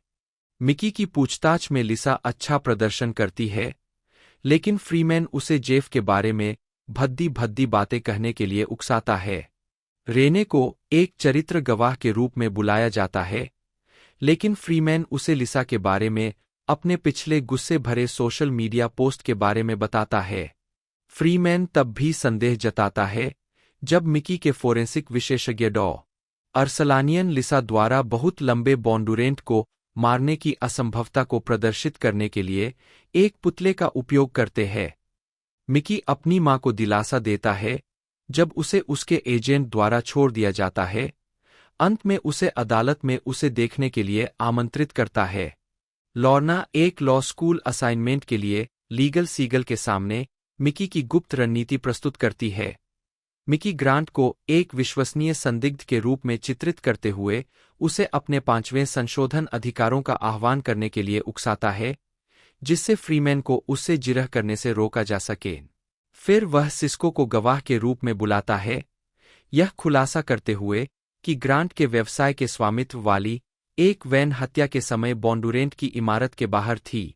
वास्केज ने मिकी को चेतावनी दी कि उसने FBI को नाराज कर दिया है, और फ्रीमैन ने अपना समापन वक्तव्य दिया। रेने ने बताया कि किम ने लिसा के रेस्तरां में स्वास्थ्य निरीक्षक के रूप में पेश होकर दौरा किया, जिससे उसे हथौड़ा और दस्ताने मिल गए। मिकी को पता चलता है कि किम को ग्रांट ने रिश्वत दी थी और बॉन्डुरेंट ने भी उसे धमकाया था, लेकिन सिस्को को पता चलता है कि किम गायब हो गई है। 2010 अपने अतीत को दफना 2 बेन हर्नांडेज, ब्रे टेड हम्फ्री और डेलीन रोड्रिगेज 3 अगस्त 2023। मिकी को लगता है कि ग्रांट ने किम को मरवाया था, लेकिन वह एक सम्मोहक समापन तर्क देता है कि लिसा को फंसाया गया था और उसे बरी कर दिया जाता है। एलेना एक फिल्म की शूटिंग के लिए जाती है और सिस्को को पता चलता है कि किम के निरीक्षण दर्पण ने बॉन्डुरेंट के शरीर के पास टुकड़ा छोड़ दिया है। लोर्ना और सिस्को अपना विवाह स्थल खो देते हैं। लिसा और मिकी अपने आपसी आकर्षण के आगे झुक जाते हैं और मिकी और फ्रीमैन अपने मतभेदों को सुलझा लेते हैं। हेले के साथ वेनिस बीच पर जाते हुए मिकी को जेफ के बारे में सच्चाई का पता चलता है और वह लिसा से भिड़ जाता है। वह जिस आदमी से मिला था वह उसका पूर्व कर्मचारी था जो उसके पूर्व पति के रूप में दिखावा कर रहा था। असली जेफ ने तलाक के लिए अर्जी दी, जिससे लिसा का रेस्तरां खतरे में पड़ गया, इसलिए उसने उसे मार डाला और अपनी संपत्ति पर दफना दिया। यही कारण था कि उसने बॉन्डुरेंट को बेचने से इनकार कर दिया। मिकी चला जाता है, लेकिन लोर्ना ने पहले ही ग्रिग्स को जांच के लिए बुला लिया है। सिटी हॉल में शादी करते हुए सिस्को ईजी के स्टूडियो में एक रिसेप्शन के साथ लोर्ना को आश्चर्यचकित करता है, जहां लोर्ना अपना संदेह प्रकट करती है कि लिसा ने मिकी पर हमला करने वाले लोगों को भेजा था। संभवतः ग्रांट द्वारा भेजी गई कार से लगभग टकरा जाने के बाद मिकी की मुलाकात जूलियन लाकोसे से होती है, जिस पर गिजेल डेलिंगर की हत्या का आरोप है। वह दावा करता है कि वह निर्दोष है और गिजेल ने उसे कहा है कि अगर उसे कभी मदद की जरूरत हो तो वह मिकी को फोन करे। मिकी गिजेल के शरीर की पहचान करता है और बताता है कि पीड़ित ग्लोरी डेज है। सीजन 3 तीसरे सीजन के लेखक Ted Humphrey, Dailyn Rodriguez, Gladys Rodriguez, Matthew J. Lieberman और लिसा क्विंटेला है। 7 हम्फ्रे ने एपिसोड 2 और 9 का निर्देशन भी किया। 8 उत्पादन विकास 2018 में डेविड ई केली ने ए&ई स्टूडियो द्वारा एपिक्स में स्थापित एक टेलीविजन श्रृंखला के लिए एक विशेष स्क्रिप्ट लिखी थी। जब स्क्रिप्ट आगे बढ़ने में विफल रही तो उन्होंने ए&ई के साथ एक अलग प्रोजेक्ट पर काम करने का फैसला किया। अंतःकानूनी ड्रामा पर काम करने में अपनी रुचि साझा करने के बाद द लिंकन लॉयर को अनुकूलित किया। जून 2019 में परियोजना को सीबीएस द्वारा एक श्रृंखला उत्पादन प्रतिबद्धता दी गई थी। 4 फरवरी 2020 में टेड हम्फ्री शोरनर के रूप में शामिल हुए और कील सांचेज लोर्ना के रूप में कलाकारों में शामिल हुए। 9 एंगस सैम्पसन और जैज रेकोल कुछ हफ्ते बाद क्रमशः सिस्को और इजी के रूप में शामिल हुए। 11 मई 2020 में यह बताया गया कि संयुक्त राज्य अमेरिका में कोविड-19 महामारी के कारण श्रृंखला सीबीएस में आगे नहीं बढ़ेगी। 12 निर्णय के समय, जिसे सीबीएस एंटरटेनमेंट के अध्यक्ष केली काहल ने कठिन कॉल कहा, श्रृंखला के लिए 2 स्क्रिप्ट लिखी गई थीं, 2 और विकास में थीं, और लोगन मार्शलग्रीन मुख्य किरदार मिकी हॉलर के रूप में अभिनय करने के लिए बातचीत कर रहे थे। 11 जनवरी 2021 को नेटफ्लिक्स ने 10 एपिसोड के ऑर्डर के साथ श्रृंखला को उठाया, मूल 13 एपिसोड की योजना से नीचे 12, और घोषणा की कि मैनुअल गार्सियारुल्फो हॉलर के रूप में अभिनय करेंगे। 15 फरवरी 2021 में नेव कैंपबेल और बेकी न्यूटन कलाकारों में शामिल हो गए। रेकोल और सैम्पसन श्रृंखला में लौट आए। 17 क्रिस्टोफर गोरम को मार्च में कास्ट किया गया था। 18 अप्रैल में नटारे गुमा मबाहोमविन को विशेष रूप से श्रृंखला के लिए बनाई गई भूमिका में लिया गया था। 19 लिसागे हैमिल्टन, 20 जेमी मैक्शेन और रेगी ली आवर्ती भूमिकाओं में कलाकारों में शामिल हुए। 21 क्रिस्टा वार्नर को मई में लिया गया था। 14 जून 2022 को नेटफ्लिक्स ने सीरीज को दूसरे सीजन के लिए नवीनीकृत किया, जो द फिफ्थ विटनेस पर आधारित होगा। 30 अगस्त 2023 को नेटफ्लिक्स ने सीरीज को तीसरे सीजन के लिए नवीनीकृत किया, जो द गॉड्स ऑफ गिल्ट पर आधारित होगा। 24 फिल्माने लिंकन लॉयर का फिल्मांकन लॉस एंजिल्स में 30 मार्च 2021 को शुरू हुआ। 25-26 उसी दिन लेखक माइकल कोनेली ने सोशल मीडिया पर खुलासा किया कि कोविड-19 महामारी ने पहले ही मुख्य फोटोग्राफी को लगभग 1 साल के लिए विलंबित कर दिया था। 27-8 जून 2021 को कोनेली ने एक साक्षात्कार में कहा कि 10 में से 6 एपिसोड फिल्माए गए थे, जिनमें से 3 को पूरी तरह से संपादित किया गया था। साथ ही यह भी पुष्टि की कि अमेज़न प्राइम वीडियो श्रृंखला बॉश के पात्र, जिसमें हॉलर के सौतेले भाई हैरी बॉश, टाइटस वेलिवर द्वारा चित्रित, शामिल है, दिखाई नहीं देंगे क्योंकि दोनों शो अलग-अलग नेटवर्क से है।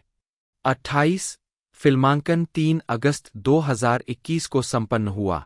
29 उल्लेखनीय फिल्मांकन स्थानों में मरीना डेल रे में एडमिरल्टी वे, 30 डाउनटाउन लॉस एंजिल्स में spring street, 31 grand Avenue, 32 Wilshire Abel theatre, 33 और विल्शायर बुलेवार्ड शामिल है। 34 सीजन 2 का फिल्मांकन 31 अक्टूबर 2022 को शुरू होकर मार्च 2023 तक चलने वाला था। 35 सीजन 2 के फिल्मांकन स्थानों में वेलेंसिया में पासेओ क्लब, चैटसवर्थ में Cowboy Palace Saloon, 6th Street Bridge और लॉस एंजिल्स इक्वेस्ट्रियन सेंटर शामिल थे। 36 सीजन 3 का फिल्मांकन 18 जनवरी 2024 को शुरू हुआ, 5 और जून 2024 तक पूरा हो गया। 8 मुकदमा अगस्त 2021 में A+E स्टूडियोज की सहायक company Frankel and Bob Films 2 LLC ने पिछले साल सीरीज को आगे नहीं बढ़ाने का फैसला करने के बाद लाखों डॉलर के नुकसान के लिए वायाकॉम CBS के खिलाफ मुकदमा दायर किया। 4 दिसंबर 2019 को कंपनी के निर्माण का हवाला देते हुए दस्तावेजों में कहा गया है कि विलय के बाद जॉर्ज चीक्स के नेतृत्व में वायाकॉम CBS के नए नेतृत्व ने 13 एपिसोड श्रृंखला प्रतिबद्धता में प्रवेश करने के CBS नेटवर्क के फैसले पर दोबारा विचार किया था, और यह खोजने के बाद कि यह वायाकॉम CBS के लिए मूल्यवान नहीं था। श्री चीक्स और उनके साथी वायाकॉम CBS अधिकारियों ने फैसला किया कि अगर CBS नेटवर्क उस प्रतिबद्धता का उल्लंघन करता है, तो यह समग्र रूप से वायाकॉम CBS के लिए बेहतर होगा। 37 दस्तावेजों में यह भी दावा किया गया है कि वायाकॉम CBS ने श्रृंखला को अस्वीकार कर दिया क्योंकि पहले एपिसोड को फिल्माया नहीं गया था। 37 मुक्त करना टेलीविजन सीरीज का पोस्टर। पहला सीजन 13 मई 2022 को नेटफ्लिक्स पर प्रीमियर हुआ। 38 स्वागत दर्शकों की संख्या। रिलीज के पहले 3 दिनों में सीरीज ने नेटफ्लिक्स की साप्ताहिक रेटिंग में 2 स्थान प्राप्त किया। स्ट्रीमिंग के अपने पहले पूरे सप्ताह में यह प्लेटफॉर्म की दुनिया भर में सबसे ज्यादा देखी जाने वाली अंग्रेजी भाषा सीरीज थी, जिसमें 108 मिलियन से ज्यादा व्यूइंग घंटे थे, जो दूसरे स्थान पर रहने वाले शो से 3 गुना ज्यादा था। 39 8 मई से 5 जून 2022 के बीच सीरीज को दुनिया भर में 260.53 मिलियन घंटे देखा गया। 40 आलोचनात्मक प्रतिक्रिया। सीजन 1 के लिए समीक्षा एग्रीगेटर वेबसाइट रॉटन टोमाटोज पर 33 आलोचकों की 79% समीक्षाएं सकारात्मक है, जिनकी औसत रेटिंग 6.50/10 है। वेबसाइट की आम सहमति कहती है, डेविड ई केली द्वारा द लिंकन लॉयर का रूपांतरण वास्तविक नवीनता की कमी को दूर करने के लिए बहुत अधिक विचित्रता पर निर्भर करता है, लेकिन यह कानूनी पल्प के प्रशंसकों के लिए एक विश्वसनीय माध्यम है। 41 मेटाक्रिटिक, जो भारित औसत का उपयोग करता है, ने 16 आलोचकों के आधार पर 100 में से 62 का स्कोर दिया, जो आमतौर पर अनुकूल समीक्षा दर्शाता है।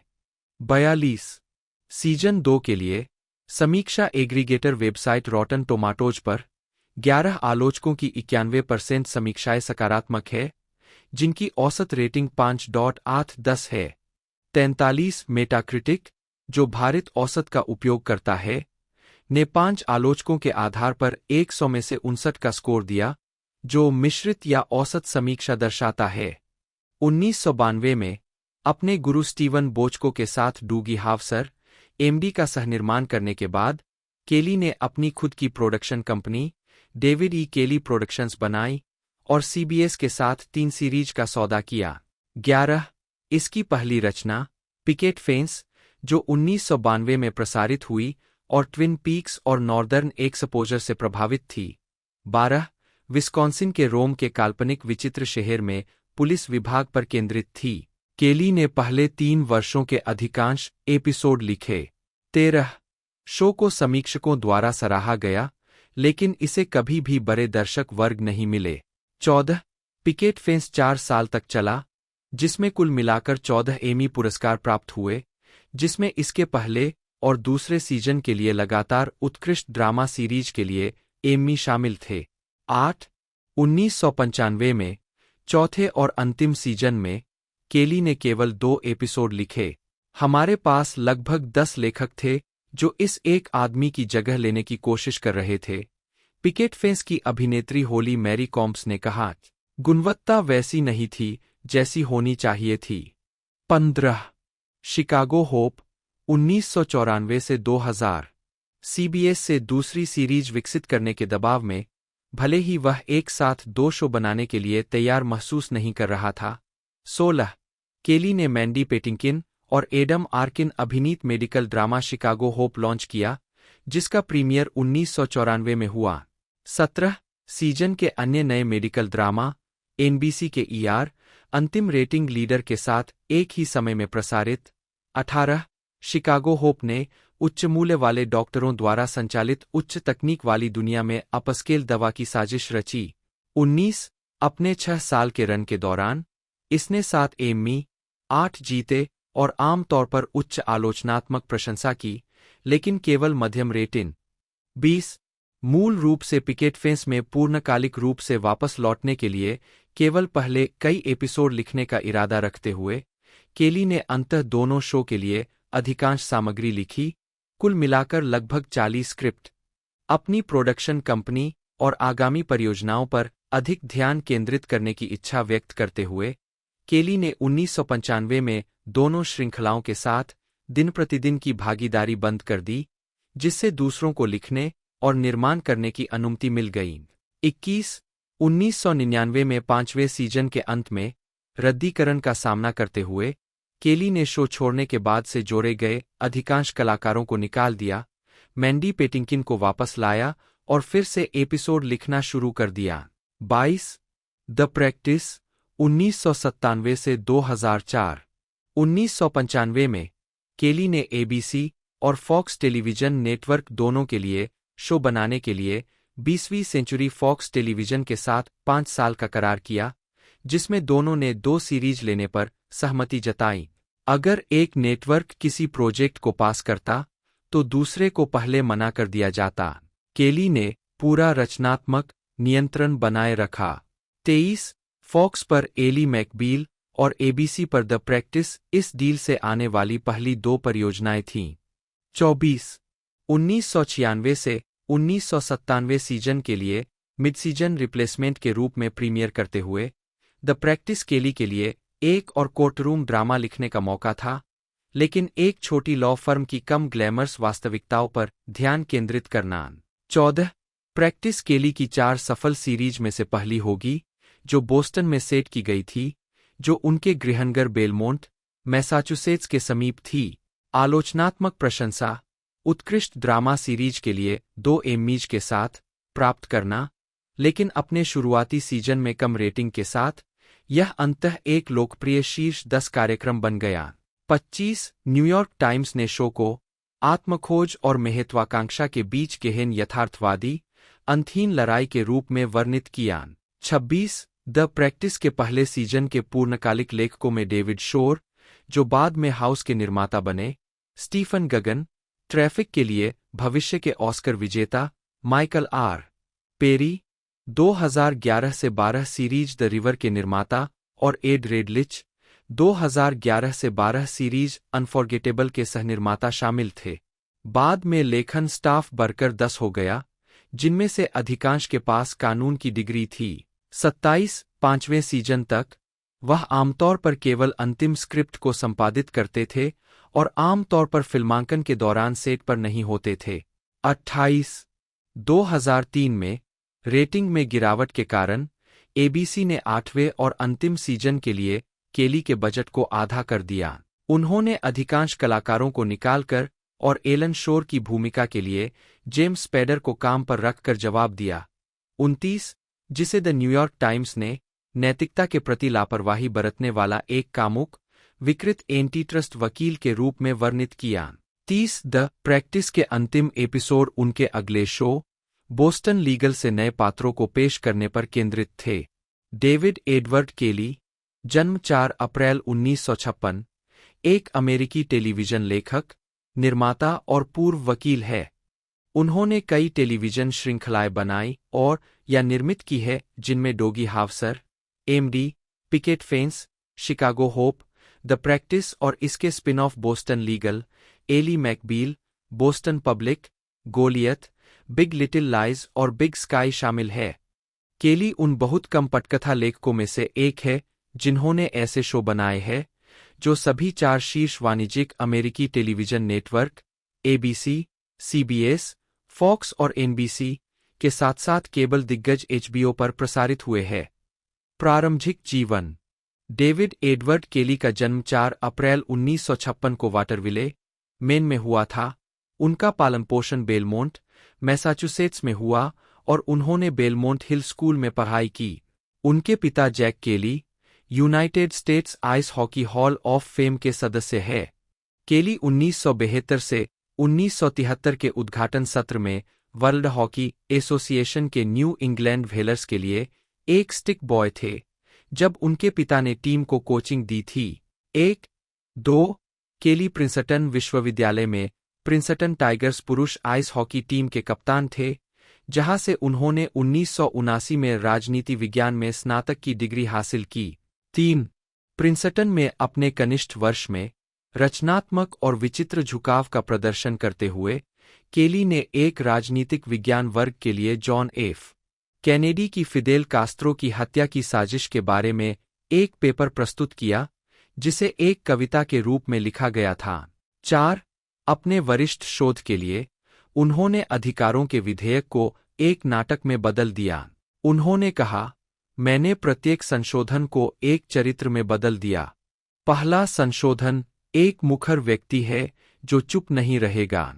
दूसरा संशोधन वाला व्यक्ति, वह केवल अपने बंदूक संग्रह के बारे में बात करना चाहता था। फिर 10वां संशोधन, जिसमें वे कहते हैं कि बाकी राज्यों को तय करने के लिए छोड़ दे, वह कोई आत्मसम्मान वाला व्यक्ति था। 3 प्रिंसटन में रहते हुए वह प्रिंसटन ट्रायंगल क्लब के सदस्य भी थे। 5 केली ने Boston university school of law से अपना जूरिस डॉक्टर जेडी प्राप्त किया, जहां उन्होंने लीगल फॉलीज के लिए लिखा। 6 बोस्टन यूनिवर्सिटी लॉ के छात्रों से बना एक स्केच कॉमेडी समूह जो अभी भी वार्षिक प्रदर्शन करता है। उन्होंने बोस्टन लॉ फर्म के लिए काम करना शुरू किया, जो ज्यादातर रियल एस्टेट और छोटे-मोटे आपराधिक मामलों से निपटता था। 1983 में इसे केवल एक शौक मानते हुए केली ने एक पटकथा, एक कानूनी थ्रिलर लिखना शुरू किया, जिसे 1986 में चुना गया और बाद में 1987 में जुड नेल्सन की feature film from the hip बन गई। 3-7 टेलीविजन कार्य। एलए लॉ 1986 से 1994। 1986 में स्टीवन बोच को अपने नए एनबीसी कानूनी श्रृंखला एलए लॉ के लिए कानूनी पृष्ठभूमि वाले लेखकों की खोज कर रहे थे। उनके एजेंट ने उन्हें केली की movie script from the hip भेजी। उत्साही बोचको ने उन्हें शो के लिए एक लेखक और कहानी संपादक बना दिया। इस पहले वर्ष के दौरान केली ने बोस्टन में अपने लॉ ऑफिस को एक हेज के रूप में रखा। हालांकि शो में उनकी भागीदारी का विस्तार ही हुआ। दूसरे वर्ष में वह कार्यकारी कहानी संपादक और सहनिर्माता बन गए। अंत में 1989 में बोचको श्रृंखला से दूर हो गए, जिससे केली कार्यकारी निर्माता बन गए। 7 कार्यकारी निर्माता रहते हुए केली को एक नाटकीय श्रृंखला में उत्कृष्ट लेखन के लिए 2 एम्मी मिले और शो को दोनों वर्षों के लिए उत्कृष्ट ड्रामा श्रृंखला का पुरस्कार मिला। 8 जैसा कि न्यूजरे के टीवी आलोचक ने लिखा, अच्छे और बुरे एले लॉ के बीच का अंतर। डेविड केली थे। 9 छठे सीजन के मध्य में बोचको और केली दोनों को रचनात्मक सलाहकार के रूप में लाया गया था, क्योंकि शो को इसकी गुणवत्ता में गिरावट के बारे में बुरी प्रेस मिली थी। 10 पिकेट फेंस 1992 से 1996।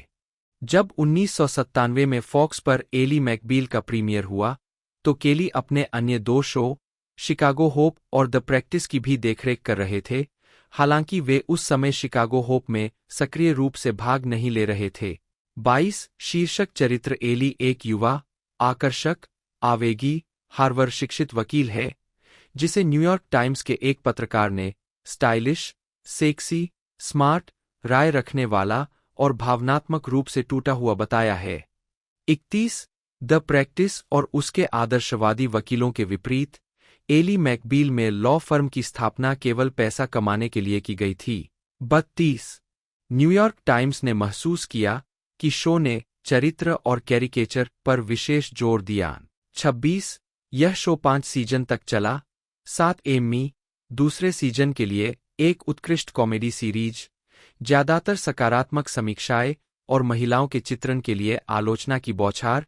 कई पत्रकारों ने कहा कि एली का किरदार एक बहुत बड़ा कदम पीछे था।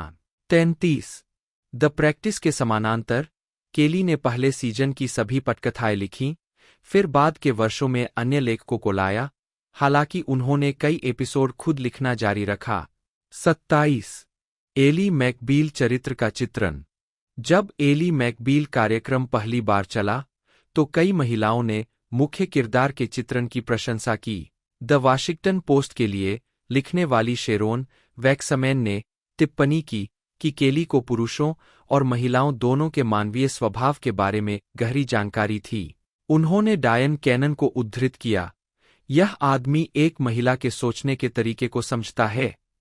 हमारे डर को छिपाने के लिए हमने जो जटिल तरीके खोजे हैं।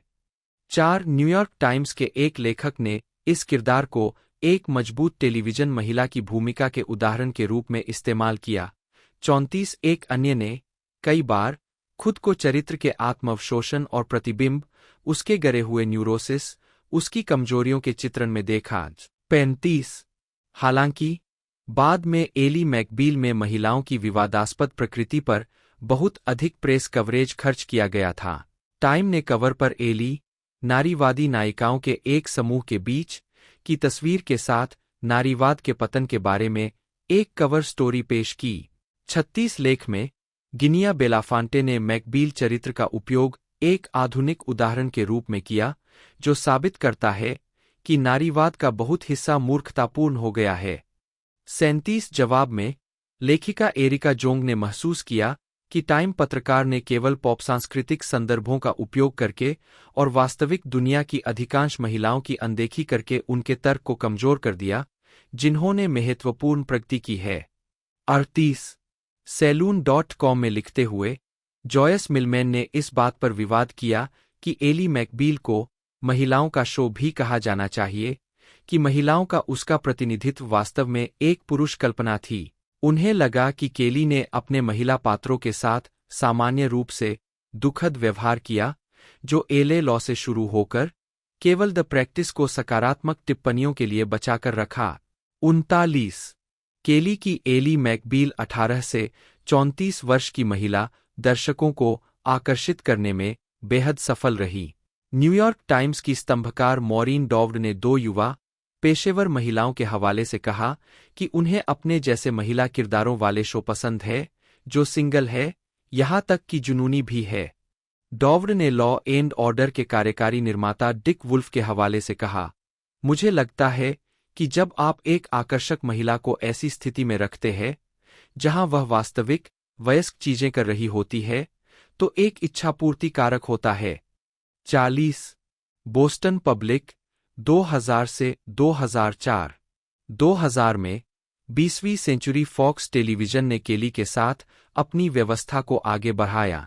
41 यह सौदा, जो 6 साल तक चला, ने कथित तौर पर केली को टीवी के इतिहास में सबसे अधिक भुगतान पाने वाला निर्माता बना दिया, प्रति वर्ष $40 मिलियन तक, उनकी परियोजनाओं पर पहली नज़र के बदले में 42 2000 में फॉक्स पर प्रीमियर होने वाला बोस्टन पब्लिक, जो बोस्टन के इनर सिटी हाई स्कूल में शिक्षकों और प्रशासकों के जीवन का अनुसरण करता है, सीजन के लिए द प्रैक्टिस और एली मैकबील में शामिल हो गया, जिसका अर्थ है कि केली 67 एपिसोड लिखने या देखरेख करने के लिए जिम्मेदार थे। 25 कार्यक्रम को शुरू में एक मामूली हिट माना गया था, लेकिन इसे बहुत अच्छी समीक्षा नहीं मिली। पिछले सीजन में केली ने शॉर्ट-लिव्ड स्नूप्स के साथ ठोकर खाई, जो कि दूसरों को ज्यादातर जिम्मेदारियां सौंपने का उनका पहला प्रयास था, और एली के साथ एली मैकबील के 30 मिनट के छोटे एपिसोड के साथ प्रयोग। फोर्ट वर्थ स्टार टेलीग्राम के टीवी आलोचक ने कहा कि ये असफलताएं और बोस्टन पब्लिक में उन्होंने जो कमजोरियां देखीं, वे इस बात का संकेत थीं कि केली ने मिडास टच खो दिया था। 43 यह शो 4 सीजन तक चला, जिसमें एक मामूली एमी मिला। स्नूप्स के अलावा केली ने कई असफल श्रृंखलाएं भी बनाईं। 2002 में गर्ल्स क्लब, 2003 में the brotherhood of Poland, new Hampshire और 2005 में reality show the law firm. इस दौरान उन्होंने बोस्टन पब्लिक और द प्रैक्टिस की देखरेख जारी रखी। 2004 में एबीसी पर प्रीमियर होने वाले बोस्टन लीगल ने केली फ्रेंचाइज को निरंतरता और सफलता दी। यह उनके लंबे समय से चल रहे कानूनी ड्रामा द प्रैक्टिस का स्पिन-ऑफ था, और वकील एलन शोर, एक ऐसा किरदार जो अपने अंतिम सीजन में द प्रैक्टिस का स्टार बन गया, जिसे जेम्स स्पैडर ने निभाया था, को उनकी नई law firm crane, pool and Schmidt में ले गया। इसमें दिग्गज टेलीविजन कलाकार कैंडिस बर्गन और विलियम शैटनर ने भी अभिनय किया। कम शानदार रेटिंग, पहले सीजन के लिए 27वें स्थान पर, 44 दूसरे के लिए 46वें स्थान पर, के साथ समीक्षकों द्वारा लोकप्रिय। 45 यह शो अपने दौर के दौरान एमी डार्लिंग था, जिसने 7 बार जीत हासिल की और 25 से अधिक बार नामांकित हुआ। इस शो ने अपनी विशिष्ट राजनीतिक टिप्पणियों के लिए 2005 में पीबॉडी पुरस्कार जीता।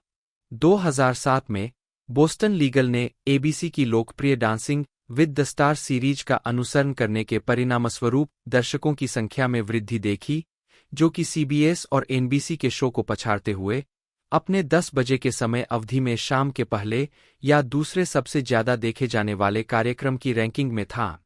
46 पांचवां और अंतिम सीजन 2008 में शुरू हुआ, जिसमें केली ने अधिकांश एपिसोड लिखे। इस सीजन में केवल 13 एपिसोड प्रसारित किए गए, जिससे सीरीज 101 एपिसोड की हो गई। 2 घंटे की सीरीज के समापन ने 11 मिलियन दर्शकों को आकर्षित किया। फिर भी शो ने अपने पहले सीजन में 15 मिलियन से अधिक दर्शकों को आकर्षित किया, और केली को लगा कि पिछले कुछ वर्षों में शो के साथ एबीसी के व्यवहार ने अंततः इसे खत्म कर दिया।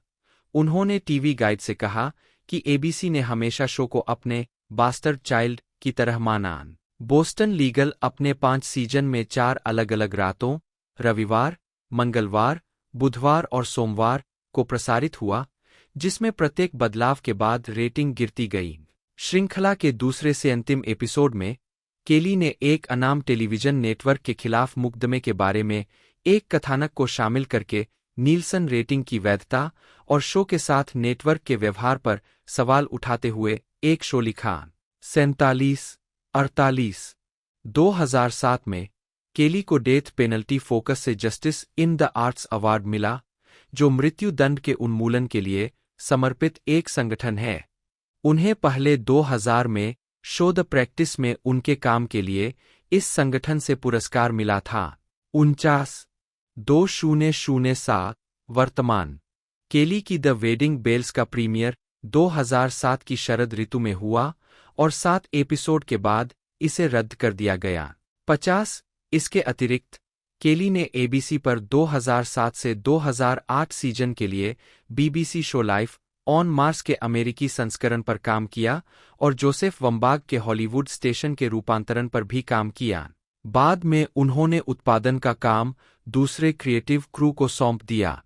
51-52 मई 2008 में केली ने वार्नर ब्रदर्स टेलीविजन के साथ एक समझौते पर हस्ताक्षर किए।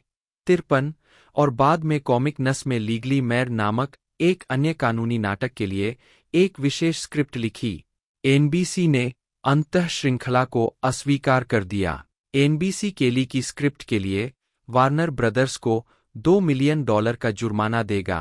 54 केली हैरीज लॉ के निर्माता और कार्यकारी निर्माता थे, जिसका प्रीमियर 17 जनवरी 2011 को एनबीसी पर हुआ था। श्रृंखला में कैथी बेट्स ने शीर्षक भूमिका निभाई थी। 55 शो को 2012 में रद्द कर दिया गया था, भले ही यह नेटवर्क का दूसरा सबसे ज्यादा देखा जाने वाला नाटक था, क्योंकि इसके दर्शक बहुत बूढ़े थे, क्योंकि अधिक वांछनीय 18 से 49 जनसांख्यिकीय दर्शकों की संख्या बहुत कम थी। 57 2011 में केली ने वार्नर ब्रदर्स टेलीविजन के लिए एक नई वंडर वुमन टीवी सीरीज के पायलट एपिसोड की पटकथा लिखी, लेकिन पायलट को एनबीसी द्वारा 2011 की फॉल लाइनअप के लिए अस्वीकार कर दिया गया। 58 संजय गुप्ता के साथ मिलकर बनाई गई एक नई मेडिकल सीरीज मंडे मॉर्निंग्स का प्रीमियर फरवरी 2013 में टाइम वार्नर के स्वामित्व वाले केबल टेलीविजन चैनल टीएनटी पर हुआ। पोर्टलैंड, ओरेगन में सेट इस शो में विंग रैम्स, अल्फ्रेड मोलिना और जेमी बम्बर मुख्य भूमिका में है। 59 मई 2013 में शो को टीएनटी द्वारा रद्द कर दिया गया था। 60 केली द्वारा निर्मित एक नई कॉमेडी श्रृंखला द क्रेजी ओन्स, जिसमें रॉबिन विलियम्स और सारा मिशेल गेलर ने अभिनय किया था, का प्रीमियर 26 सितंबर 2013 को सीबीएस पर हुआ। ठंडे स्वागत के कारण शो को एक सीजन के बाद रद्द कर दिया गया। 2015 में केली ने अमेजन स्टूडियोज सीरीज गोलियत बनाई। 61 2017 में केली ने एक नई HBO series big Little lies का नेतृत्व किया, जिसने उत्कृष्ट सीमित सीरीज के लिए प्राइम टाइम एमी पुरस्कार जीता। 62 वह स्टीफन किंग के उपन्यास मिस्टर मर्सिडीज के टीवी रूपांतरण पर एक शोरनर भी थे। 63 मार्च 2018 में यह घोषणा की गई थी कि एचबीओ ने द अनडूइंग के लिए एक सीरीज ऑर्डर दिया था, जो जीन हैन्फ कोलिट्ज द्वारा 2014 के उपन्यास यू शुड हैव नोन पर आधारित एक मिनी सीरीज है।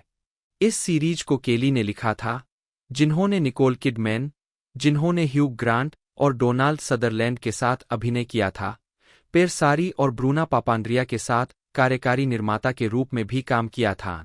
सुजैन बियर ने मिनी सीरीज का निर्देशन किया। इसका प्रीमियर अक्टूबर 2020 में हुआ और यह उस साल एचबीओ पर सबसे ज्यादा देखा जाने वाला शो था। 64 जून 2019 में केली ने माइकल कोनेली के 2005 के इसी नाम के उपन्यास पर आधारित CBS crime drama series the Lincoln lawyer के लिए एक पटकथा लिखी। 65 2 मई 2020 को सीबीएस ने घोषणा की कि पायलट आगे नहीं बढ़ेगा। 66 हालांकि 11 जनवरी 2021 को सीरीज को नेटफ्लिक्स ने उठा लिया।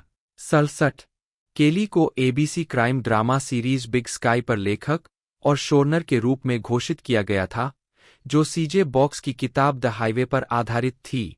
68 केली ने द कॉलिंग में लेखक, कार्यकारी निर्माता और शोरनर के रूप में काम किया, जो कि पीकॉक पर इजरायली टेलीविजन श्रृंखला मिसिंग फाइल का एक अमेरिकी रूपांतरण था। 69 केली ने अपना पहला ड्राफ्ट बिग बॉल पॉइंट और पीले लीगल पैड का उपयोग करके लंबे हाथ से लिखा। वह आम तौर पर 2 से 4 दिनों में स्क्रिप्ट लिखते हैं, शुरुआत में बिना किसी सहयोग के काम करते हैं, दूसरों को जो वह चाहते हैं उसे समझाने की कोशिश करने की तुलना में यह तेज और आसान लगता है। 4 केली की इस बात के लिए आलोचना की गई है कि उन्होंने काम नहीं सौंपा। पिकेट फेंस के एक लेखक ने शो में अपने समय का वर्णन इस प्रकार किया कि यह मेरे जीवन का सबसे उबाऊ समय था। आप एक दृश्य लिखते थे और केली उसे पूरी तरह से फिर से लिख देते थे, या फिर वह आपको पूरी तरह से काट देते थे। आप कुछ भी नहीं सीखते थे। लेखन स्टाफ रखना नेटवर्क के लिए एक अनावश्यक खर्च था। 70 केली धीरे धीरे विचारों के लिए लेखकों को लाने और लेखन की जिम्मेदारियां संभालने में अधिक सहज होगा। 27 केली ने इसे एक स्वाभाविक विकास के रूप में वर्णित किया। किसी सीरीज की शुरुआत में एक ऐसा दौर होता है जब आप ज्यादातर लेखन कर रहे होते हैं और फिर आप दूसरे दौर से गुजरते हैं जहां आपके पास विचार होते हैं और आप उन कहानियों और विचारों को दूसरे लोगों को सौंपते हैं और उम्मीद करते हैं कि वे उन्हें क्रियान्वित करेंगे। फिर अगर आप भाग्यशाली हैं तो आपको एक कर्मचारी मिल जाता है जो अपने विचारों और उन्हें क्रियान्वित करने के तरीके के बारे में विशिष्ट सलाह के साथ कमरे में आता है और वे ऐसा करते हैं। 27 कहानी के तत्व। केली अपने एपिसोड को कई स्टोरी लाइन के साथ संरचित करते हैं। एक एपिसोड में एक स्वनिहित उपकथानक और अन्य स्टोरी आर्क शामिल हो सकते हैं जो या तो पिछले एपिसोड में शुरू हुए थे या बाद में जारी रहेंगे, कुछ पूरे सीजन में जारी रहेंगे। दर्शक शायद ही कभी निश्चित हो कि एक साधारण घटना के रूप में दिखाई देने वाली बात एक प्रमुख कथानक बिंदु में विकसित होगी या नहीं। 71 केली ने अपने कथानक में राजनीतिक और सामाजिक हॉट बटन मुद्दों को शामिल किया है। एक तरीका है उत्तेजक कानूनी मामलों को पेश करना। एपिसोड में तंबाकू कंपनियों और बंदूक निर्माताओं की दोषिता से लेकर आत्महत्या करने में सहायता करने वाले योद्धाओं तक के समकालीन मुद्दों को शामिल किया गया है। 39 दूसरा तरीका है नारीवाद, कामुकता और तलाक जैसे गंभीर अन्वेषणों के साथ चरित्र के सामाजिक अंतर्संबंधों को रेखांकित करना। बेहतर सबक देने के बजाय केली आसान उत्तरों के बिना नैतिक और नैतिक प्रश्न उठाने का प्रयास करते हैं। 13 वह दर्शकों की मनोरंजन की इच्छा को नजरअंदाज न करके उपदेशात्मक कथा से बचते हैं। 73 वह कहते हैं आपको अपने दर्शकों के साथ अपने रिश्ते का सम्मान करना होगा कि वे इसलिए बैठें क्योंकि वे मनोरंजन चाहते हैं, और इसका मतलब यह नहीं है कि आप उन्हें भड़का नहीं सकते और उनका विरोध नहीं कर सकते और मनोरंजन के दौरान उन्हें चुनौती नहीं दे सकते, जब तक कि आप समीकरण के मनोरंजन वाले हिस्से को जीवित रखते हैं। 21 मुद्दों पर स्पष्ट रुख अपनाने के बजाय केली दर्शकों की पूर्वधारणाओं को चुनौती देने के लिए परिदृश्य बनाते हैं। उदाहरण के लिए, एली मैकबील के एक एपिसोड में एक महिला कर्मचारी के साथ व्यवहार किया गया जिसने यौन उत्पीड़न के लिए मुकदमा दायर किया क्योंकि उसने देखा कि अन्य सुंदर महिलाओं को बढ़ावा दिया जा रहा था। जानबूझकर कोई स्पष्ट दृष्टिकोण नहीं था।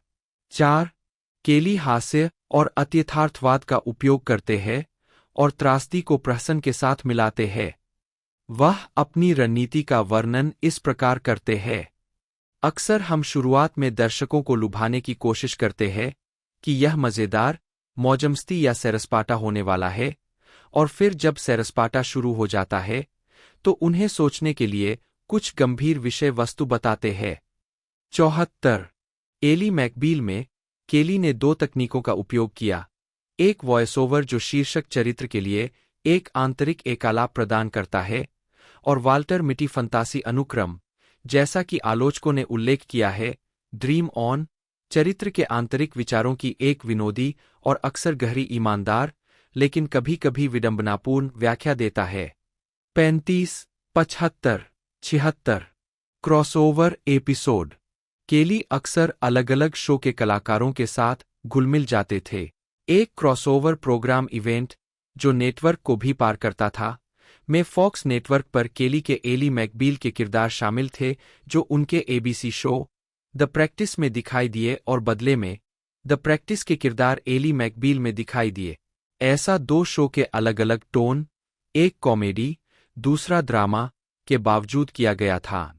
77 इस क्रॉसओवर को द प्रैक्टिस की रेटिंग बढ़ाने का आंशिक रूप से श्रेय दिया गया, जिसे उन एपिसोड के बाद भी बनाए रखा गया। 25 केली ने अपने बोस्टन पब्लिक, एली मैकबील और बोस्टन लीगल शो के साथ इस पैंतरेबाजी को दोहराया।